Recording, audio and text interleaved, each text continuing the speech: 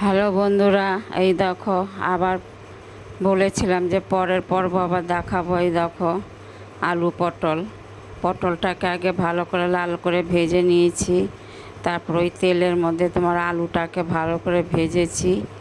ভেজে তারপর জিরে তেজপাতা ফোড়ন দিয়েছি, আদা ফোড়ন দিয়েছি, আর আন্দাজ মতন লবণ, আন্দাজ মতন নুন দিয়েছি, একটু জিরের গুঁড়ো ধনের গুঁড়ো দিয়েছি।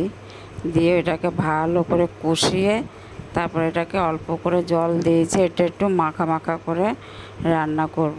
হয়ে গেছে আমার, এটা নামাবো। এটার মধ্যেও আমি নামাবার আগে একটুখানি ঘি দেব। তা তোমরা দেখতে থাকো। এরপর দেখো আবার কি নিয়ে হাজির হচ্ছি।